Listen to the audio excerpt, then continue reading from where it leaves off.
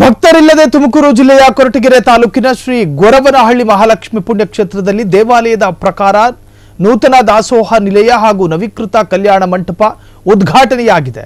ಸ್ಥಳೀಯರು ಮತ್ತು ಹೊರ ಜಿಲ್ಲೆಯ ಭಕ್ತರಿಗೆ ಸಮರ್ಪಕ ಮಾಹಿತಿ ನೀಡದ ಕಾರಣ ಭಕ್ತರೇ ಇಲ್ಲದೆ ಉದ್ಘಾಟನೆ ನಡೆದಿದೆ. ಇತ್ತೀಚೆಗೆ ಟ್ರಸ್ಟ್ನಲ್ಲಿ ಬೆಂಗಳೂರು ಮೂಲದ ಹಣವಂತ ವ್ಯಕ್ತಿ ಸೇರ್ಪಡೆಯಾಗಿದ್ದು ಸ್ಥಳೀಯರಿಗೆ ಯಾವುದೇ ಮಾಹಿತಿ ನೀಡುತ್ತಿಲ್ಲ ಎನ್ನಲಾಗಿದೆ. ಕಾರ್ಯಕ್ರಮದಲ್ಲಿ ಅಪರ ಜಿಲ್ಲಾಧಿಕಾರಿ ಮುಂದೆ ಶಾಲಾ ಮಕ್ಕಳು ಪ್ಲಾಸ್ಟಿಕ್ ನೀರಿನ ಬಾಟಲ್ ಹಂಚುತ್ತಿದ್ದರು ಸಹ ಅವರು ಮೌನಕ್ಕೆ ಶರಣಾಗಿದ್ದರು. ವೇದಿಕೆ ಮುಂಭಾಗ ಕುಳಿತುಕೊಂಡು 200ಕ್ಕೂ ಅಧಿಕ ಆಸನದಲ್ಲಿ 150ಕ್ಕೂ ಅಧಿಕ ಜನ ಮಕ್ಕಳು ಮತ್ತು ದೇವಾಲಯದ ಅಡಿಗೆಯವರೇ ಕುಳಿತಿದ್ದರು. ಕಾರ್ಯಕ್ರಮಕ್ಕೆ ರಾಜ್ಯದ ಹಲವು ಸ್ವಾಮೀಜಿಗಳು ಸೇರಿದಂತೆ ಗೃಹ ಸಚಿವರಿಗೆ ಆಹ್ವಾನ ನೀಡಲಾಗಿತ್ತು, ಆದರೂ ಕೂಡ ಗೈರಾಗಿದ್ದರು. ಆಡಳಿತ ಮಂಡಳಿ ಕ್ರಮ ನಾನಾ ಚರ್ಚೆಗೆ ಗ್ರಾಸವಾಗಿದೆ.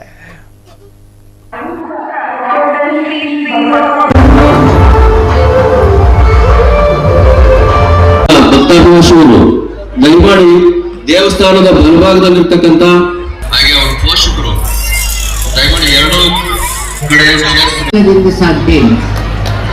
ಇದು ನನ್ನ ನಂಬಿಕೆ.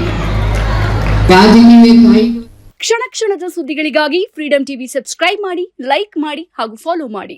ಹೊಸ ಸುದ್ದಿಗಳ ನೋಟಿಫಿಕೇಶನ್ಗಾಗಿ ಬೆಲ್ ಐಕಾನ್ ಮೇಲೆ ಕ್ಲಿಕ್ ಮಾಡಿ.